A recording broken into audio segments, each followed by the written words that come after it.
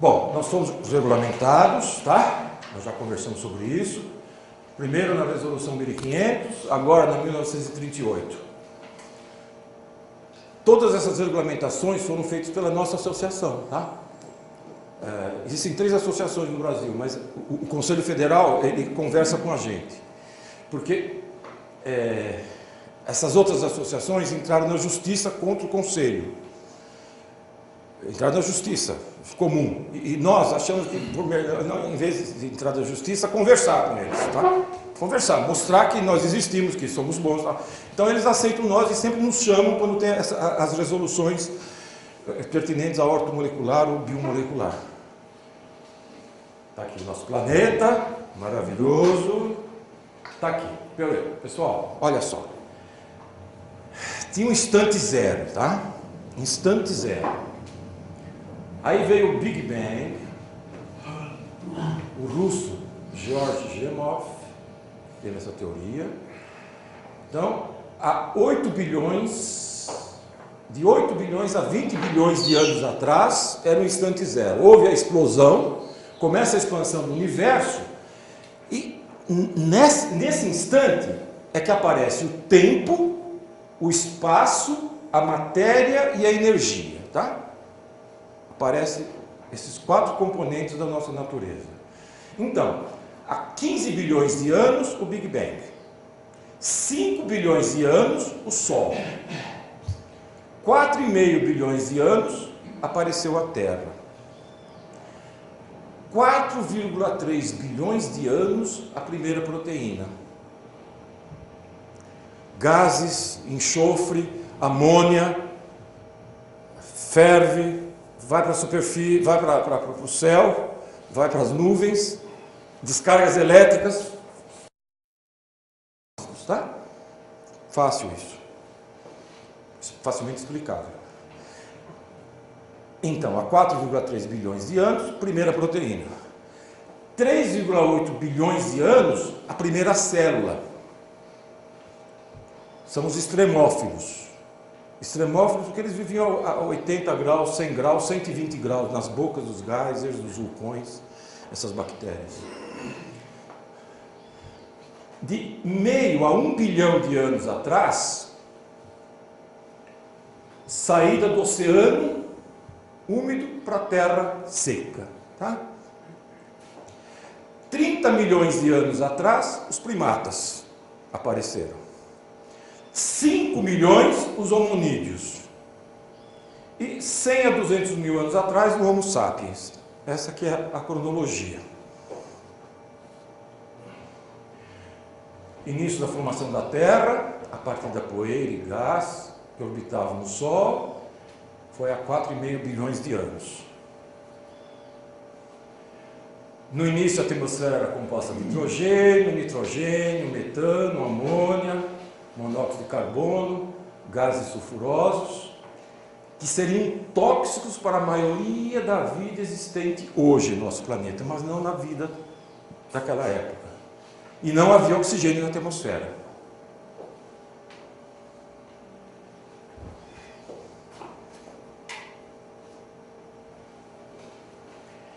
Os fósseis mais antigos encontrados até hoje datam de 3,8 bilhões de anos, com carbono 14, uma coisa científica. Tá? Carbono 14 foi lá e mediu 3,8 bilhões de anos, o fóssil mais antigo.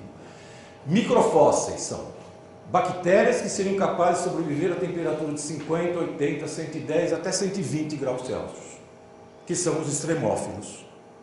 Extremófilos que vivem em condições extremas, né? Então, olha só, pessoal, o nosso ancestral, lá longe, era capaz de sobreviver a essas temperaturas, nessas condições. Isso aqui é um vulcão no fundo do oceano.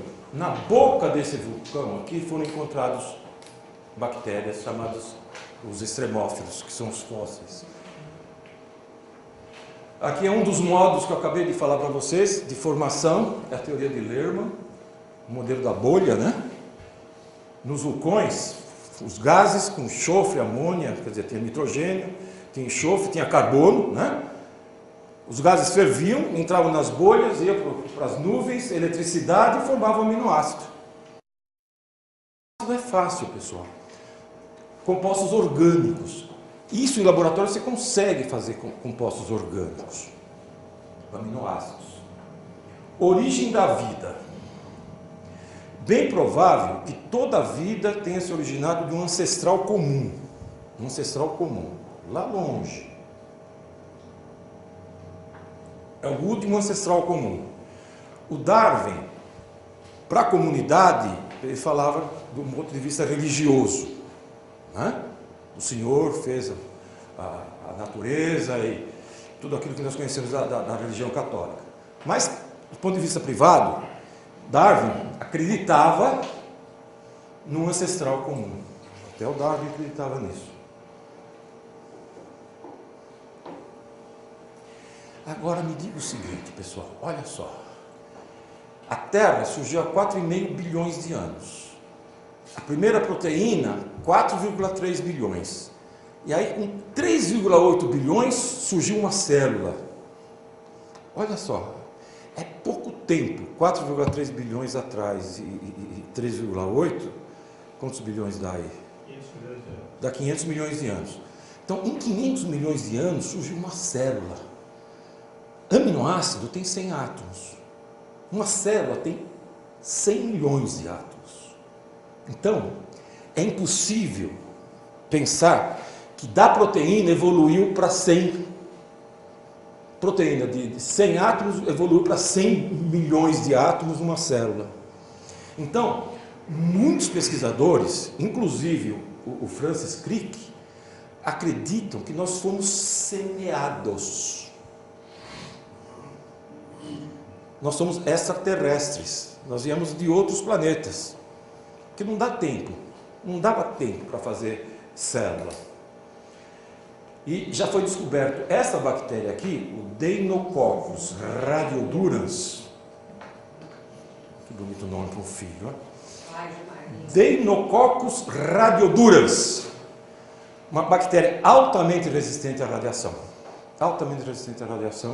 e a calor e a todas as intempéries. Muitos acreditam que essa bactéria foi o nosso ancestral comum. Eubactéria e arquibactéria seriam as formas mais antigas de vida. Isso aqui não é isso que vocês estão pensando, não, sabe? Ele está coletando água lá do fundo, tá? Ah, que nem isso aqui, está coletando com uma vareta a água lá do fundo do Parque Nacional Yellowstone.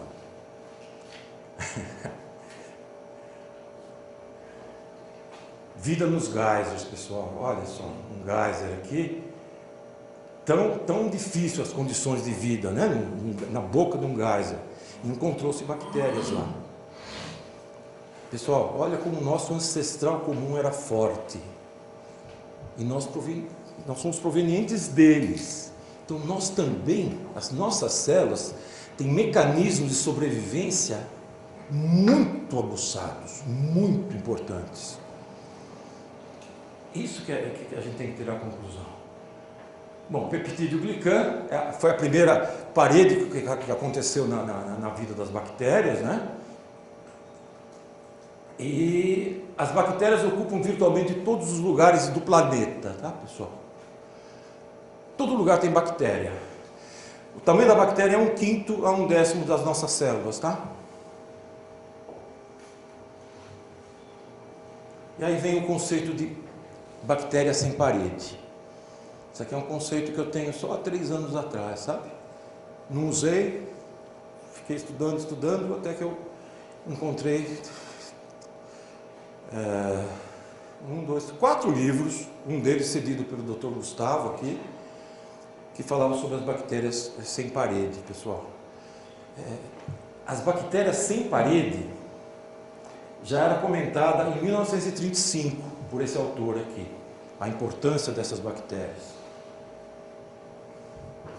Então, as bactérias sem parede estão na origem da vida.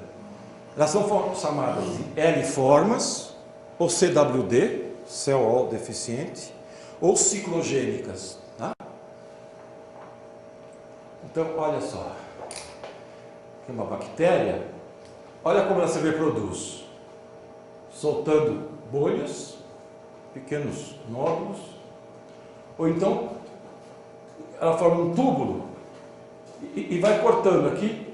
Cada uma dessas é uma célula. Olha o jeito de reproduzir. Diferente do que nós conhecemos. Ou então, essas bolhas, vamos dizer assim, vivas, acontece dentro, essas vesículas, né? Depois sai a parede e elas aparecem. Isso aqui é uma figura, mas essa figura foi baseada na microscopia eletrônica, tá? Olha aqui, microscopia eletrônica. Aqui ia formando uma vesícula, as vesículas já soltaram, aqui várias vesículas soltas, aqui mais vesículas soltas. Olha só, bactéria, pessoal. Olha, vocês vão entender uma coisa que foi difícil entender. Olha, uma célula primitiva é assim. Cada colorido desse aqui são protogenomas. Desculpe. Protogenomas, são protogenomas. As bactérias, naquela época, faziam uma transferência horizontal de genes. Ó, transferência horizontal de genes é uma mistura, uma miscelânea de genes total. Então saía assim, saía assim, saía assim, saía das mais variadas formas de bactérias, os mais variados tipos de bactérias, até que surgiu a parede, externa. E como é que o conteúdo ficava unido, sem parede? É por ligação? Porque o citoplasma não é água, é um gel. Lembra que eu falei que o citoplasma é um gel? Mas aí tinha que ter uma coisa. É gel. É uma gelatina. E não se juntavam esses géis? Hã? Esses géis, bactérias sem parede, eles não se miscuíam? Porque Sim. como sem parede, eles não se... Sim, olha só, eles se miscuíam, olha só. Olha, imiscuindo. Então dá uma variedade enorme de bactérias. Olha, quem mantém coesa as nossas células é o gel, não é a parede, tá? Mas quando você monta a parede, ele extravasa, e aí... Mas tem membrana, gente. Mas até a membrana, ele extravasa, mas não se desfaz. Não espalha. Tem membrana. Você lembra do gel? O gel segura todas as organelas nossas. Existe uma teoria de um japonês que quase ganhou um prêmio Nobel, que as nossas células não têm parede. Mas nós vamos falar com isso o mês que vem. Então, olha, um jeito de ter parede, por exemplo. Aqui ela tem uma parede só, tá? Olha, engolfa e aí fica a dupla parede, a bactéria, né? É um jeito de ver. Mais bactérias. Sensício primordial, dando todos esses tipos de bactérias. Olha o Deinococcus aqui.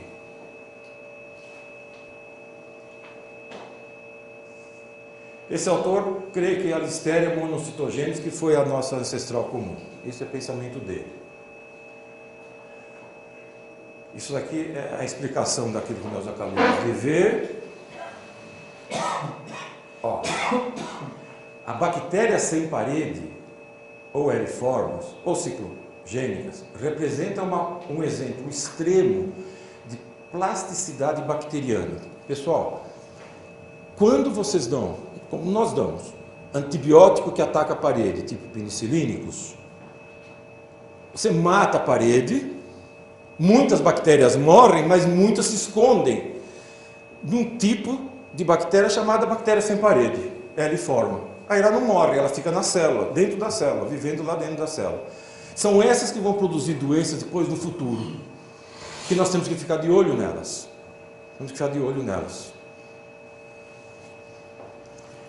E é por isso que, por exemplo, quando você vai tratar alguém com pressão arterial alta, no lugar de você dar qualquer tipo de antihipertensivo, a gente vai dar um antihipertensivo que tenha outras funções além de baixar a pressão arterial, tipo o Benicar.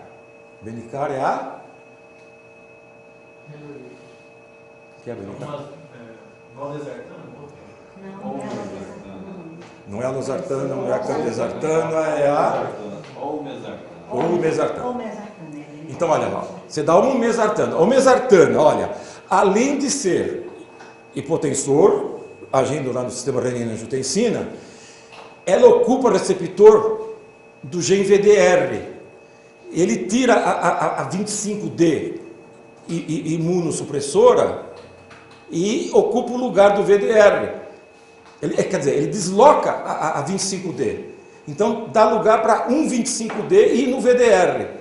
Então, além de hipotensor, ele é imunoestimulante, esse antihipertensivo, imunoestimulante, e ele também aumenta a fabricação das duas cidinas que existem no intracelular. Dois antibióticos que são feitos no intracelular. Então, olha quanta coisa nós podemos fazer para o indivíduo. Olha quanta coisa.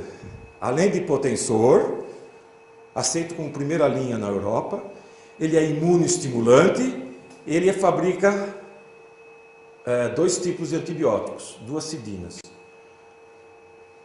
Esse é o jeito de tratar, né? Então, na biomolecular, é um exemplo que eu estou dando para vocês, nós gostamos de usar drogas promíscuas, né? São drogas promíscuas, ela funciona em vários lugares. Então, você dá uma coisa, funciona para o bem, é um promíscuo para o bem, em várias coisas, né? Eu tenho pego muitos pacientes eu já fui cardiologista um dia, sabe? Não sou mais. Eu tenho pego muitos pacientes tratados com bloqueador de cálcio, sabe? Nifedipina, amlodipina, amlodipina, o bloqueador de cálcio aumenta o risco em 4 a 6 vezes do paciente ter câncer, se tomados 4 anos. E os cardiologistas não sabem disso, né? Os pacientes não sabem, os cardiologistas não prestam atenção nesse aspecto, né? Então, olha, vamos usar drogas da medicina que funcionam em outros lugares também. Parênteses, né? Tá aqui, ó. Origem das vesículas intracelulares. Isso tudo foi mostrado com microscopia eletrônica. Não é invenção de ninguém. Olha só as vesículas dentro, que eu já mostrei para vocês. Aquela primeira figurinha mimetiza uma embriogênese, não? Mimetizar uma embriogênese. Olha só. Parece embriogênese, né?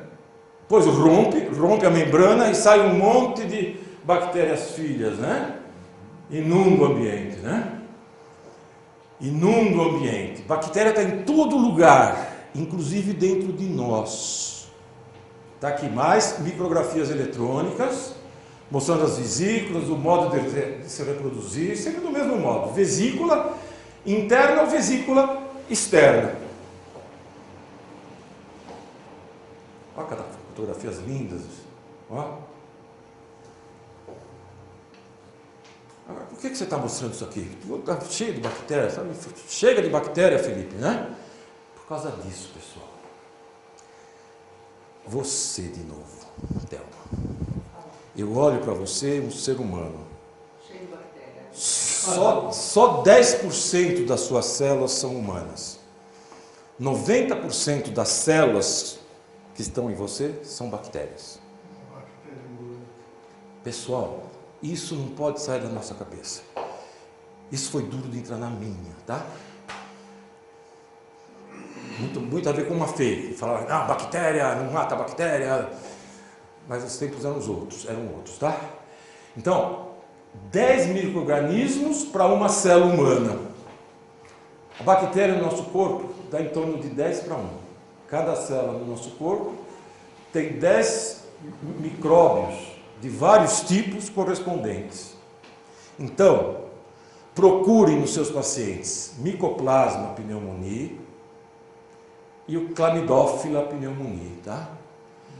Por que o IgG? O IgG é crônico, é uma infecção que ela teve lá no passado, por exemplo, já teve lá no passado a infecção aguda, o IgM subiu, aí o IgM cai e o IgG sobe. E o IgG sobe e fica lá alto. Se esse IgG está muito alto, é porque tem muito micoplasma intracelular. O micoplasma é o maior causador de câncer de próstata, tá? A clamídia está envolvida no câncer de pulmão, em vários outros cânceres e em aterosclerose. Você sabe muito bem disso. Encontrando camídia em placa de ateroma. Quantas bactérias foram encontradas em placas de ateroma, né? As bactérias geralmente que estão na boca. Outro bichinho, vírus, é o EBV, Epstein-Barr vírus. Sempre peçam IgG para o Epstein-Barr vírus.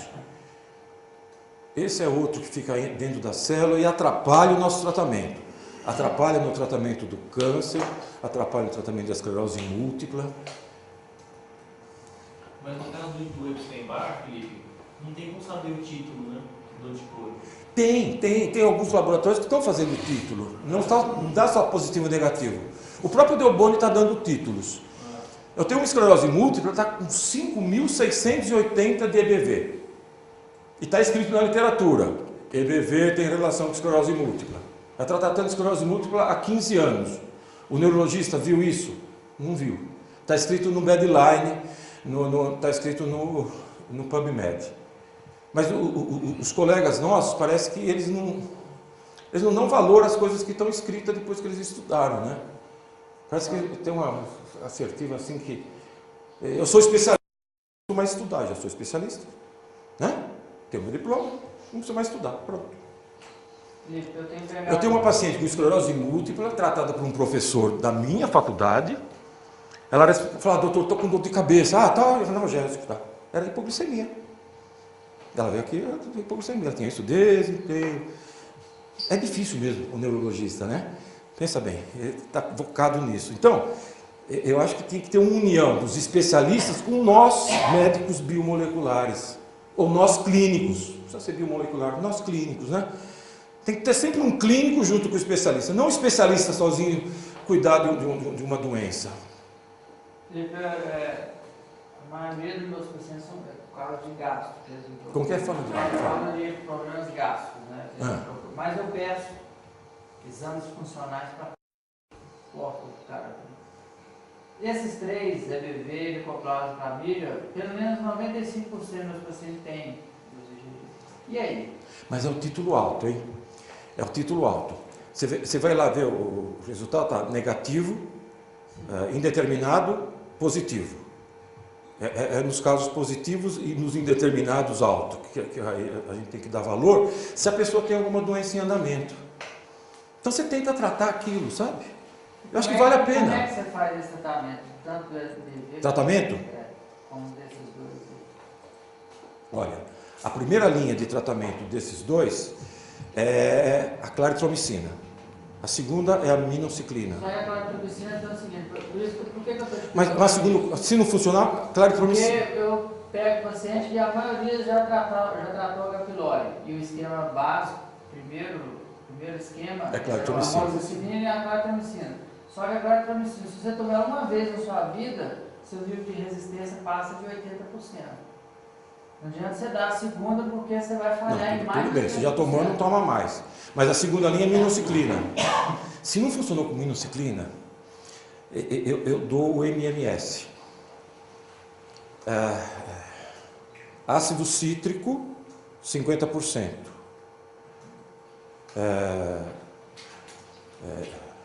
Hipoclorito de sódio, NaClO, 50%. Hipoclorito de sódio. Desculpe, clorito de sódio, NaClO. Clorito, não hipoclorito, clorito. Então, clorito de sódio, 40%. Ácido cítrico, 50%. 2 gotinhas de cada num tubo seco. Junta os dois. Borbulha, fica amarelo. 30 a 40 segundos, aí você põe um pouquinho de água e bebe de 4 em 4 horas. Isso aqui é um biocida universal. Ele pega esses... O problema é que dá náusea, né? Um biocida universal. Quando não funciona... 4 em 4 horas? Uma semana? 3 semanas, viu? 3 semanas. 3 semanas. Mas aí você falou que eram 3. Ácido cítrico, clorito... Não, são 4. Não, são 2 só. São 2. Olha. Clorito de sódio e o ácido cítrico. São esses dois. Não é hipoclorito. Eu falei hipoclorito, mas não é. É clorito de sódio. Clorito. E esse é para o micoplasma e para clamídia. Ah, e para o EBV também. Ah, tá. E para fungo também. É um biocida universal. Esse é um biocida universal. Vamos em frente. Pessoal, olha só. Mas aí não vai matar